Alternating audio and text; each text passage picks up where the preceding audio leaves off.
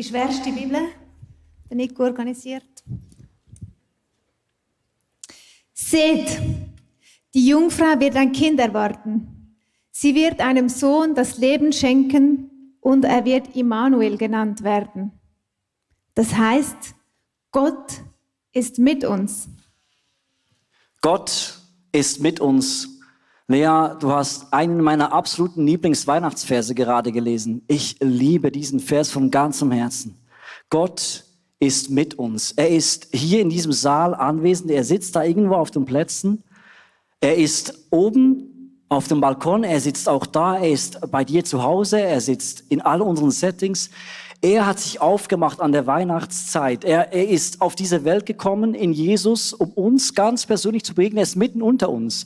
Ich liebe das, dass Gott den Weg zu uns Menschen gesucht hat. Das ist einmalig in der Geschichte. Sonst versuchen immer die Menschen so den Weg zu Gott zu suchen. Aber Gott hat sich aufgemacht. Er wurde Mensch. Er ist hier heute Morgen. Er steht auch mit uns hier auf der Bühne. Er ist Nico, da. diese Zusage, das ist natürlich mega einfach zu glauben. Eine kraftvolle Zusage, Gott ist mit uns. Wenn man auf einem Höhenflug ist, wenn man auf einem Berggipfel ist, wenn man das so richtig spürt. Aber das Leben besteht nicht nur aus Höhenflügen. Das Leben besteht auch vor allem, das kennen wir alle, im Durchschreiten von Tälern, im Ausharren von Wüstenmomenten, in der Wildnis.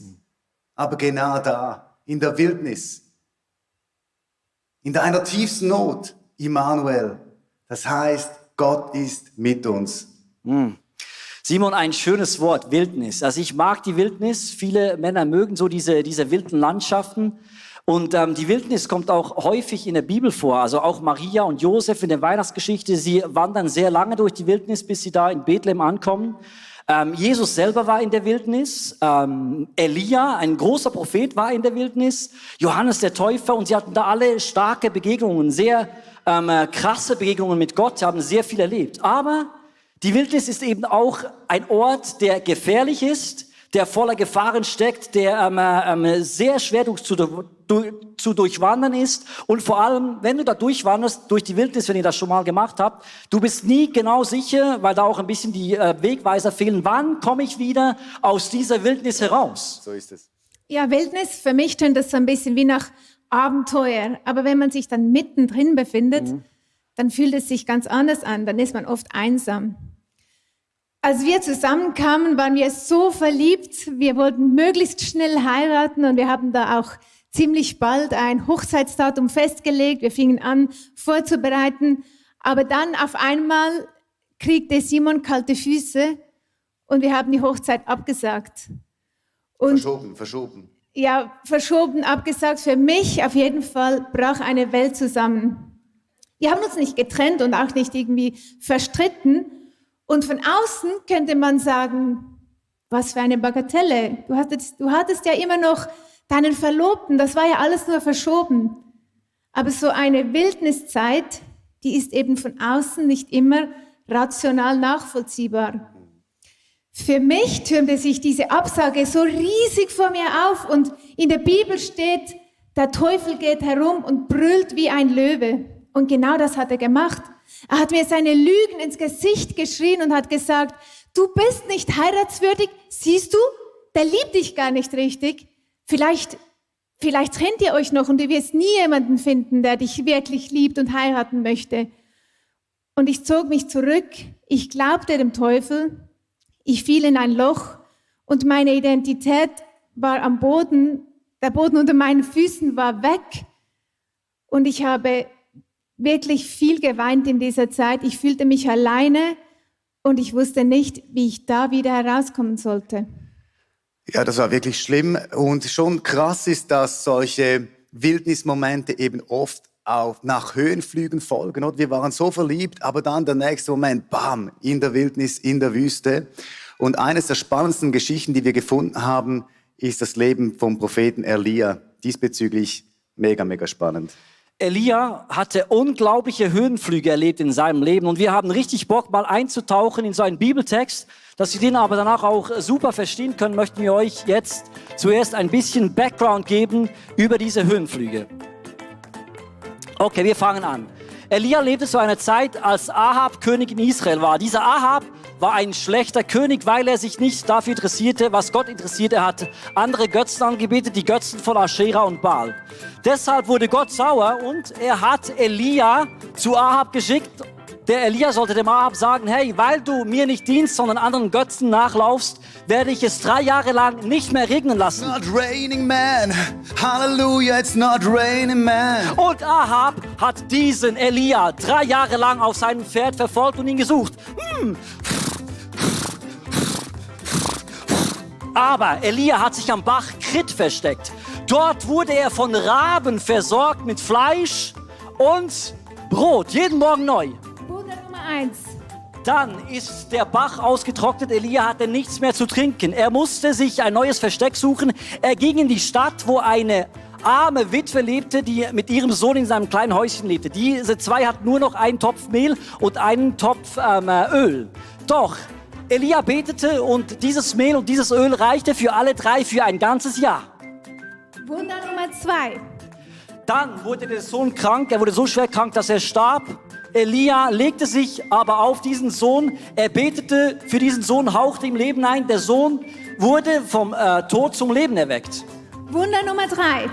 Dann kam es zum großen Showdown. Elia hat die Baalspriester herausgefordert, sich auf dem Karmel, auf dem großen Berg zu treffen, um zu schauen, wer wirklich Gott ist.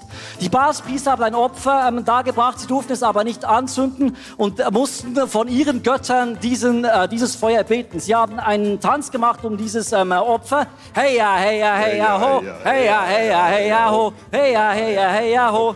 Passiert ist nix. Dann kam Elia an die Reihe. Er hat auch ein Opfer dargebracht. Er durfte auch nicht Feuer daran legen. Er hat gebetet. Was ist passiert? Wum, Feuer fiel vom Himmel. Wunder Nummer 4. Dann hat er zusammen mit den Israeliten diese Baalspriester und Aschera-Priester vernichtet. Und er hat gleichzeitig gebetet, dass Gott es endlich wieder regnen lassen möge. Und was ist passiert? Es regnete. Raining man. Hallelujah, it's Wunder Nummer raining man. 5. Ihr seht, dieser Elia lebt einen Höhenflug nach dem anderen. Er erlebt, wie Gott ihn schützt, wie er ihn versorgt. Ein Wunder nach dem anderen. Unglaublich. Und doch, Ja, der Punkt war ja, dieser Ahab, der regierende König, der wäre ja schrecklich, aber er hatte noch eine viel schrecklichere Frau, seine Königin Isabel. Und Ahab hat ihr erzählt, was da mit den Baalspriestern passiert ist, dass die alle umgebracht wurden. Und die wurde echt wütend. Warum wurde die so wütend? der Punkt war, dass Ahab von seiner Frau, dieser Königin, die aus dem Ausland kam, sich diesem Götzendienst verführen ließ. Sie war die diese Aschera und Baalspriester mitgebracht hat. Das waren eigentlich ihre Priester. Das war ihre Religion. Ja, genau. Und die wurde so wütend, die hat Elia gedroht. Die hat ihm gesagt, Elia, morgen um diese Zeit werde ich dich töten. Und genau dieses Wort hat Elia aus dem Bann gebracht. Wir lesen, da bekam Elia Angst und floh um sein Leben. Er ging nach Beersheba in Juda, dort ließ er seinen Diener zurück. Er aber ging allein eine Tagesstrecke weit in die Wüste. Schließlich sank er unter einem Ginsterstrauch nieder, der dort stand, und wollte nur noch sterben. Ich habe genug, Herr. Sagte er. Nimm mein Leben, ich bin nicht besser als meine Vorfahren. Dann legte Elia sich hin und schlief unter diesem Strauch ein. Elia war fertig. Elia ist vom Berg Karmel bis nach Beersheba gerannt. Das sind 160 Kilometer. Also für jemanden, der schon einmal einen Marathon gerannt ist, das sind 4 Marathone. Das heißt, Elia, der war wirklich fertig, der hatte solche Todesangst. Und da in Beersheba sagt Gott zu ihm,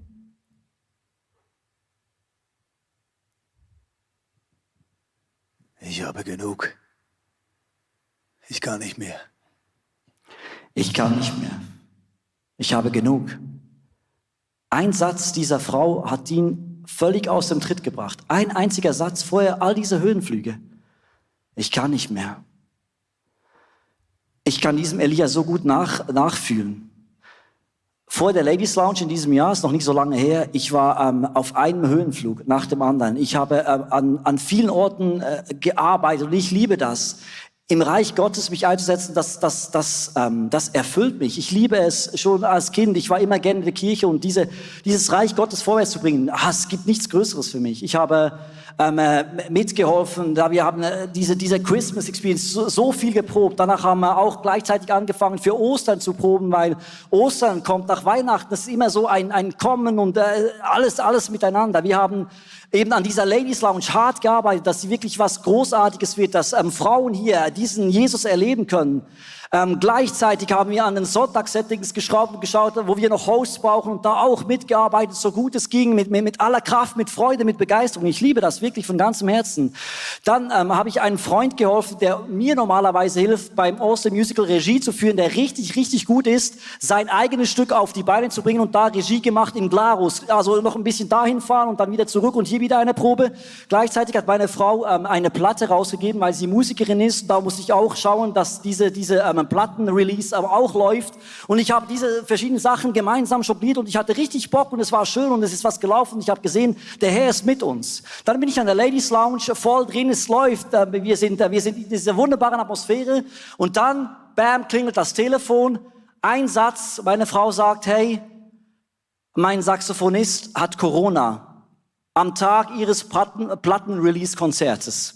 Und meine Frau spielt genau mit 2 Leuten, also sie selber, ein Drummer und ein Saxophonist. Und es ist ziemlich schwierig, ein Konzert zu spielen, wenn eine Person von 3 fehlt. Und ich bin so wie Elia so auf diesen Boden gesunken und habe gesagt, Herr, also jetzt verstehe ich die Welt nicht mehr. Ich gebe gerade Gas für dich in allen Bereichen und ich hatte ein bisschen ein schlechtes Gewissen, weil meine Frau meine Unterstützung vielleicht noch ein bisschen mehr gebraucht hätte. Und ich bin hier und sie ist da und sie weint am Telefon und ich sage, hey, aber was soll der Scheiß? Ich raff's nicht. Ich spring für dich. Ich habe auch grundsätzlich Freude, aber das kannst du jetzt nicht machen. Ich kann nicht mehr, aber was soll ich jetzt machen? Ich war wirklich wie so ein Satz, bam, schwarze Wand. Ja, manchmal ist es einfach so, etwas bringt das Fass zum Überlaufen. Eine Sache ist so viel. Ein Telefon ist so viel. Vielleicht kennst du das. Wie bei Elia. Spannend ist, was macht Gott jetzt? Was macht Gott jetzt? Elia, am Boden zerstört, ausgepumpt nach seinem 4-fachen Marathon. Wir lesen weiter aus 1. Könige 19. Doch plötzlich berührte ihn ein Engel und sagte zu ihm, Steh auf und iss. Elia blickte um sich und sah ein Stück auf heißen Steinen gebackenes Brot und einen Krug Wasser bei seinem Kopf stehen. Also aß und trank er und legte sich wieder hin. Tja, was sagt uns die Bibel damit? Manchmal ist das Spirituellste, was du machen kannst, etwas zu essen. Urmenschlich. Zu schlafen, dich auszuruhen. Es geht weiter. Da kam der Engel des Herrn ein zweites Mal, berührte ihn und sagte, steh auf und iss, denn vor dir liegt eine lange Reise.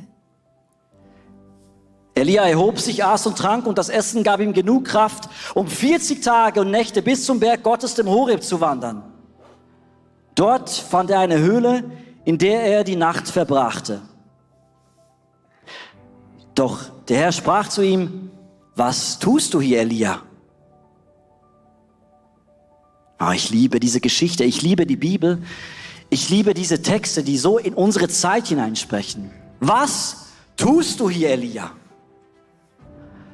Ich liebe, wie Gott uns Menschen begegnet. Er hätte ja auch jetzt Elia mal irgendwie die Leviten lesen können und sagen, hey, warum springst du vor mir weg, du, wo so viel erlebt hast und springst mal 160 Kilometer, weil du Angst hast vor einer Frau? Er erwähnt sie nicht einmal, er fragt nur, was tust du hier? Und ich finde das so schön, es ist so menschlich. Hey, Elia, lass uns wieder mal zusammen sprechen. Also weshalb genau bist du hier? Komm, wir analysieren mal gemeinsam deine Situation. Und das Schöne ist, normalerweise habe ich immer früher auch viel gehört, du musst Gott suchen, du musst schauen, dass du genug Zeit mit ihm verbringst. Alles Sachen, die ich gar nicht kleinreden will. Aber der Punkt hier in dieser Geschichte, und deshalb liebe ich es, wenn wir mal ein bisschen tiefer in den Text eintauchen, ist, Elia hat Gott in diesem Moment nicht gesucht. Aber Gott ist diese 160 Kilometer mitgewandert, hinterher, Er kann das natürlich spielend leicht, weil das für ihn keine Sache ist. Und er geht noch weiter bis in diese Höhle und er sucht Elia da. Nicht Elia sucht ihn, sondern Gott sucht Elia. Ja, das ist eigentlich so, hier ist Gott wie ein guter Freund. Wenn man so in einem Loch sitzt, wie Elia, da konnte er einfach nicht mehr, da kommt man alleine nicht mehr heraus und man weiß nicht, muss ich da oder da. Und Gott kommt und ist wie ein guter Freund, nimmt ihn an der Hand und stellt ihn wieder auf. Genau das macht er da, als er Elia begegnet.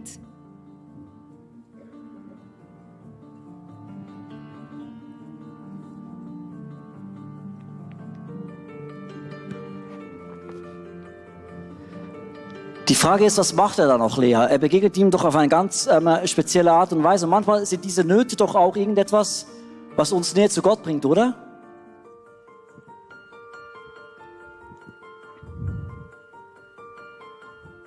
Kommt da meine Geschichte? Ja, glaub schon. Jetzt habe ich ein So, jetzt Blackout. gehen wir nochmals in den Text.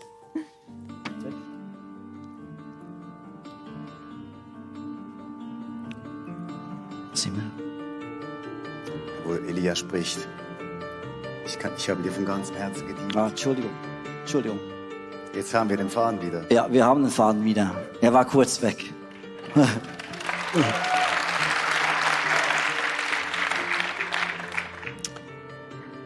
Doch, wir hören jetzt, was Elia Gott sagt in dieser Situation. Elia antwortete, Ich habe dir von ganzem Herzen gedient. Gott, dir, dem Allmächtigen, denn deine Israeliten haben den Bund gebrochen, haben die Altäre niedergerissen, deine Propheten getötet. Ich bin der Einzige, der noch übrig geblieben ist. Jetzt wollen sie auch mich töten.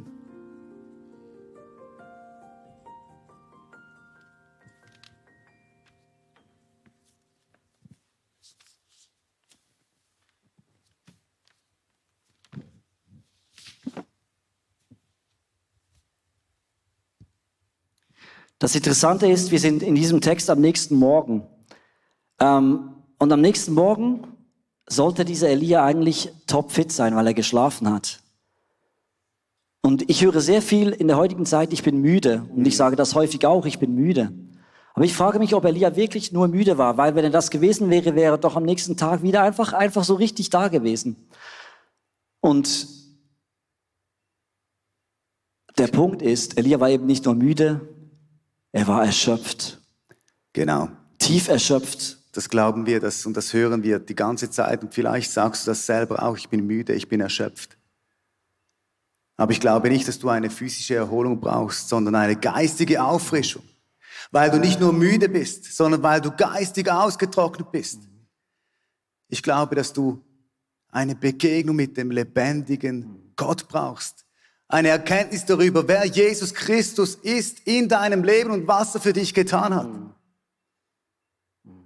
Schau, in der Bibel steht, wer mich sucht, der wird mich finden. Wer anklopft, dem werde ich auftun. Und ich glaube, dass heute viele, die zuschauen und auch hier im Raum, einfach eine Umarmung von diesem göttlichen Vater brauchen. Simon, so schön. Ich denke gerade an den Psalm 23, einer auch meiner Lieblingsbibelstellen. Der Herr ist mein Hirte. Er erquickt meine Seele, er führt mich zu frischem Wasser und er gibt mir neue Kraft. Was für ein wunderschönes Wort, erquicken, so ein altmodisches, altes Wort, erquicken. Es heißt nichts anderes, als dass Gott meine Seele wieder lebendig machen soll. Ich will nicht tot sein, sondern ich will lebendig sein. Und was ich brauche, ist nicht irgendwie nur eine Schlafauszeit, einen langen Urlaub oder irgendwie 10 Stunden Netflix abschalten und ich bin da und hänge da und habe das Gefühl, ich erhole mich, sondern ich brauche diese göttliche Umarmung, diesen göttlichen Stoff, das Wort hier. Deshalb heute auch so groß dabei. Das hier, das ist göttlicher Stoff. Und wenn ich mich beschäftige und diesem Gott begegne, dann kriege ich neue Kraft. Dann werde ich meine Erschöpfung los. Das ist so eine tiefe Wahrheit. Ja, und Elia, der war ja da am Boden, der konnte nicht mehr, der war vom Leben erschöpft. Und genau da, in dieser Situation, begegnet ihm Gott ja. Als ich bei dieser Situation mit der verschobenen oder abgesagten Hochzeit in meinem Loch, in meiner Wildnis war, dachte ich immer, ich brauche Simon, der kommt und sagt, hey, es tut mir leid, wir heiraten trotzdem, ich liebe dich, du bist die Beste. Ich wollte von ihm hören, wie heiratswürdig dass ich eigentlich bin. Ich wollte die Bestätigung von ihm haben und er konnte sie mir nicht geben. Was ich nämlich eigentlich brauchte, war Gottes Berührung, waren seine Wahrheiten über meinem Leben.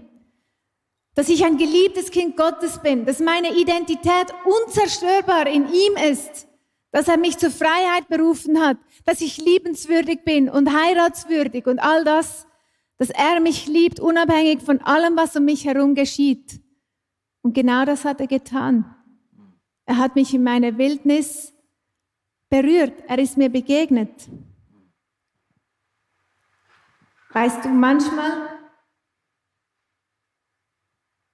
wird die Not zum größten Geschenk, wenn sie dich dazu bringt, dich ganz auf Gott zu verlassen. Wir feiern Gott in diesen Höhenflügen, in diesen Wunder, die wir erleben. Da preisen wir ihn und danken ihm für unser schönes Leben. Aber erleben, intim erleben, tun wir Gott in diesen Wildnissituationen, in diesen Einsamkeiten, wo wir ruhig werden und abhängig von ihm. Solche Situationen, solche Wildnissituationen, die stärken unseren Glauben, die bringen uns weiter, die machen uns stark. Und wir sehen, wie Gott Elia in seiner Situation gestärkt hat. Da sprach der Herr zu Elia: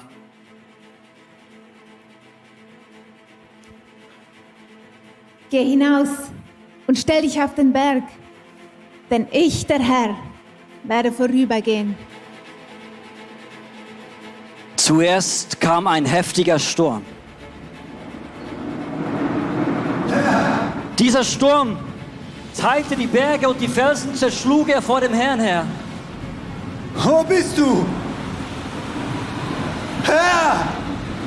Wo bist du?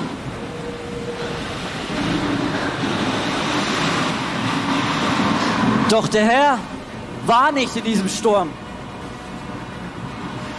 Nach dem Sturm fing die Erde an zu beben.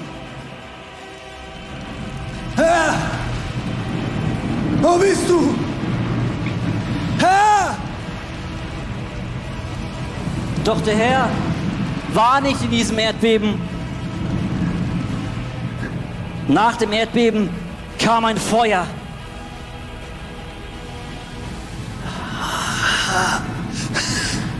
Herr! Wo bist du? Ja. Aber der Herr war auch nicht in diesem Feuer.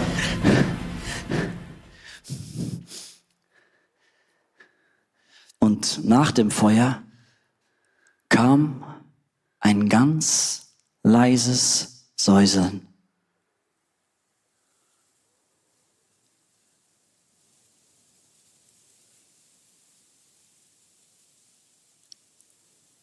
Als Elias hörte, zog er seinen Mantel vors Gesicht.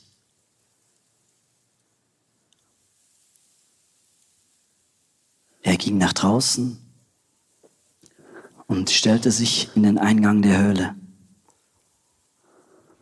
Gott war nicht im Sturm. Gott war nicht im Erdbeben. Gott war nicht im Feuer. Gott war nicht im spektakulären Sturm. Gott Er war nicht im Erdbeben. Er war nicht im Feuer. Er war nicht im Spektakel zu finden.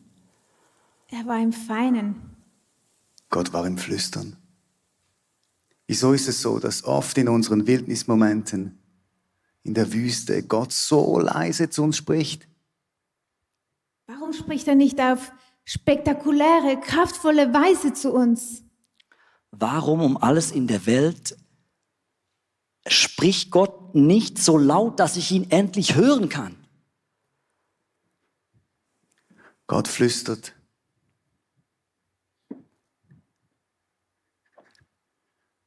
Gott flüstert. weil er dir nahe ist. Er ist ganz nah bei dir. Gott ist ganz nah bei dir. Er flüstert dir zu. Er spricht dir seine Wahrheiten zu, nicht indem er lauter spricht, sondern indem er dich zu dir ruft und dir sagt, ich liebe dich. Ich bin bei dir im Sturm. Ich kenne deine Wildnis. Ich liebe dich. Gott flüstert dir zu, du bist mein Kind. Ich kenne dich. Du bist nicht alleine.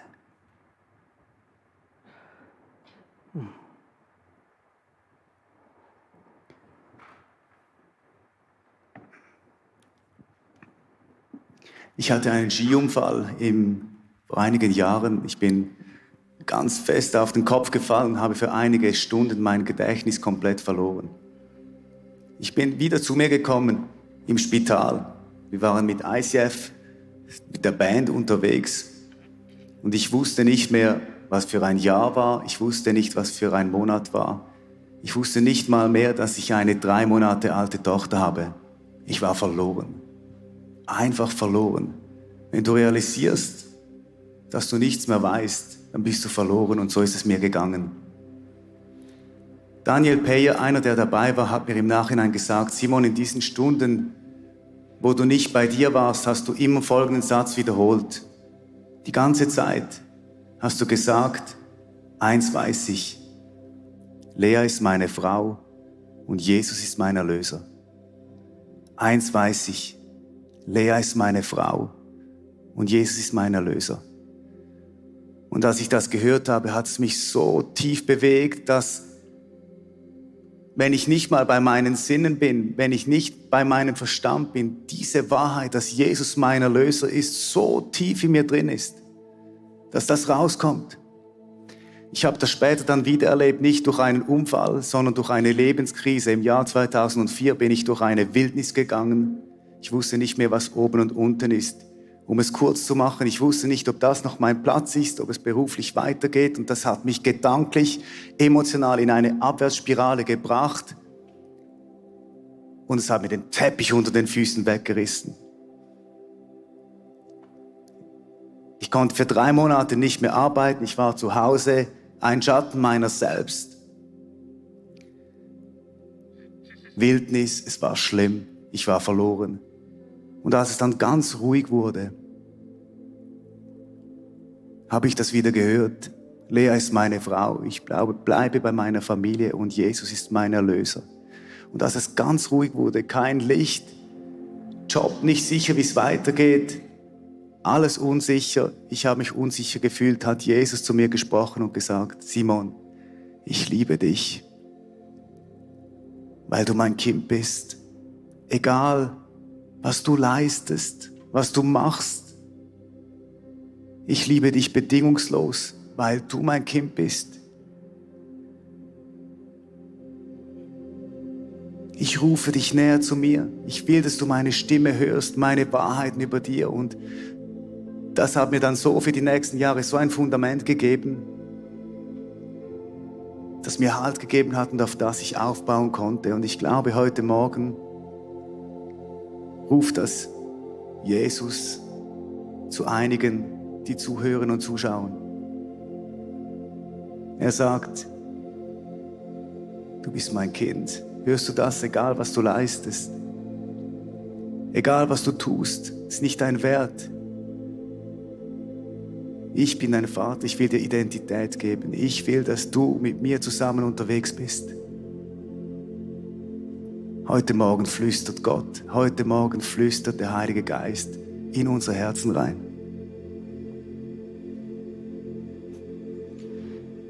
Elia war erschöpft, er war lebensmüde. Er hatte keine Kraft mehr zu leben. Ich glaube, Jesus will heute Morgen flüstern in dieser Leben, wo keine Kraft mehr ist, wo Erschöpfung ist, wo wir in der Wildnis sind. Das ist das Einzige, was ich Gott jetzt bitten kann, dass er einfach flüstert, dass wir das hören dürfen wie Elia. Jesus, ich bitte dich, dass du in diesen nächsten Minuten flüsterst. Ich bitte dich so sehr, dass wir Ohren haben können, die das hören, dass wir vor diese Höhle treten können und dieses ganz feine Säuseln hören, was du uns sagst. Du hast die wunderbare Gabe, jeden Menschen, den du geschaffen hast, den du kennst vom ersten Augenblick an. Du kennst uns durch und durch und du weißt genau, was jede Person hier in diesem Saal jetzt für ein Flüstern braucht, was für Worte. Was jede Person, die zu Hause jetzt sehnsüchtig wartet auf dieses Flüstern. Herr, ich bitte dich, dass du sprichst. Erbarme dich in unsere Zeit hinein, in diese schwierige Zeit auch. Jesus, bitte flüster. Flüster direkt in unsere Herzen. Erquicke unsere Seelen. Das, was tot ist, erwecke es zu neuem Leben, Jesus. Wir bitten dich, erbarme dich.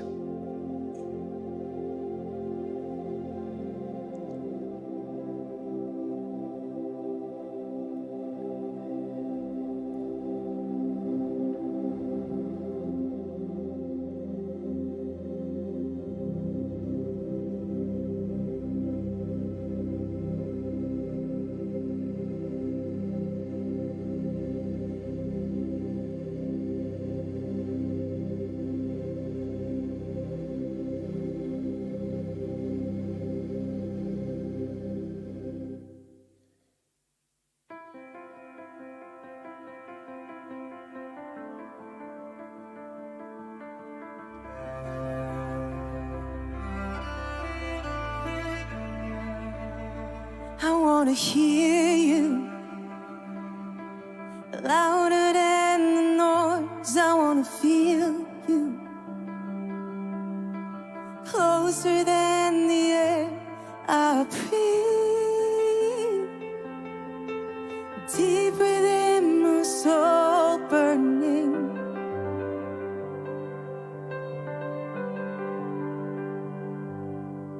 Speak to me, let my heart be awakened by the whisper of love. Pull me close to your heart, let the silence now be filled with your voice. Find and surrender. My heart is fully yours, caught in the moment, captivated by the unseen. Your loving heart for me revealed. Speak to me, let my heart be awakened by the whispering of love. Pull me close to your heart, let the silence now be filled with your voice.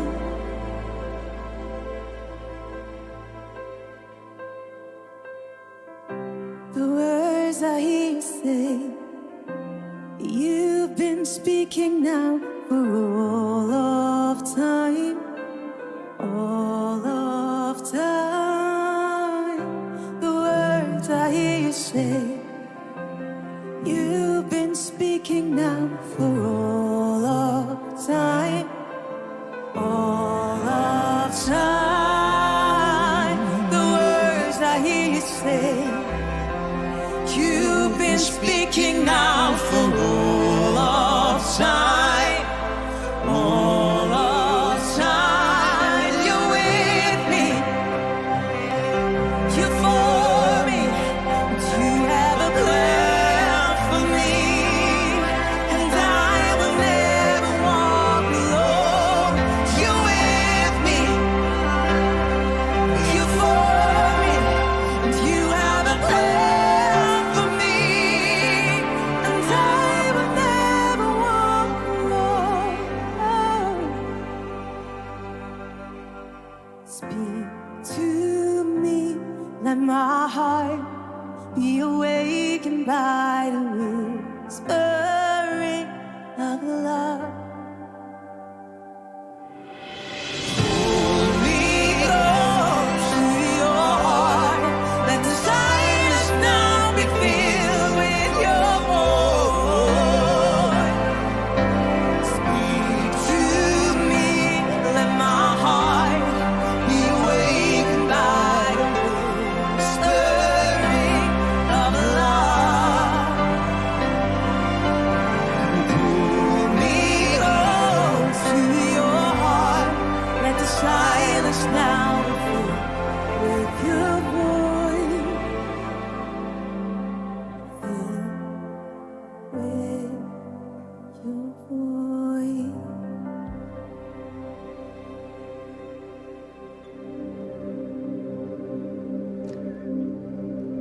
Gott flüstert heute Morgen zu dir und er ruft dich. Er lädt dich ein.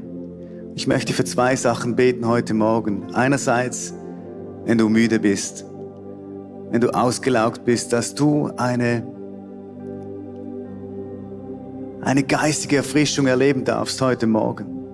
Dass sich der Geist Gottes berührt und dir ein Wort der Ermutigung sagt, wenn du mit Jesus unterwegs bist. Und das Zweite ist eine Einladung, wenn du nicht mit Jesus unterwegs bist, dass du dieses Geschenk des Glaubens, was die Bibel davon spricht, dass du das auspackst heute. Der Glaube ist ein Geschenk und dass du mit deinem Herz ergreifen kannst, dass Jesus Christus der Erlöser ist. Dass du ein Abenteuer mit ihm anfangen kannst. Jesus, ich danke dir, dass du lebendig bist. Ich danke dir, dass du uns rufst, noch immer. Ich danke, dass du souverän bist, auch wenn sich die Welt verrückt anfühlt. Du bist souverän und du bleibst. Und ich möchte allen zusprechen, die müde sind, die geistig ausgetrocknet sind, dass du Jesus finden kannst in dieser Zeit, dass du zur Ruhe kommen kannst. Und dieses Flüstern vom Geist Gottes, der es gut mit dir meint, der einen Plan hat, dass du das hören kannst. Und dass du wieder neu anfangen kannst, diese Liebe zu Gott zu entdecken und zu kultivieren. Und wenn du Jesus nicht kennst, dann möchte ich dich einfach ganz simpel einladen. Gib dein Leben diesem Jesus Christus, der für dich gestorben ist, der dich liebt, der das Zentrum ist und zum Fundament werden kann von deinem Leben. Pack das Geschenk aus. Lass dich auf ein Abenteuer ein.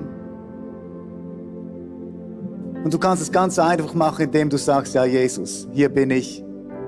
Ich gebe dir mein Leben. Ich will dieses Geschenk annehmen, dass ich dein Kind sein darf, dass ich nicht länger leisten muss und mich abrackern muss und es reicht nicht. Du bist mein Vater und ich bin dein Kind und in diese Beziehung will ich mich jetzt einlassen. Du kannst einfach sagen, ja Jesus, hier bin ich, nimm mich an der Hand, führe mich. Vielen, vielen Dank, dass du zugeschaut hast. Unsere Kirche ist nicht auf das Spenden von ein paar wenigen Leuten aufgebaut, sondern beruht auf der Großzügigkeit von vielen Menschen. Und wenn du ein Teil davon sein möchtest, auch mit deinen Finanzen, dann bedanke ich mich von ganzem Herzen bei dir. Danke vielmals auch für deine Gebete. Ich hoffe, die Predigt hat dich angesprochen und manchmal denkst du, ich kenne genau eine Person, die ist in einer ähnlichen Situation. Dann schick doch einfach den Link, weil es ist so einfach und so simpel und es kann einen großen Segen werden für viele, viele Menschen. Hey, abonniere doch unseren Kanal, damit du immer die neuesten News bekommst und es war mega schön, dass du heute dabei warst und bis zum nächsten Mal.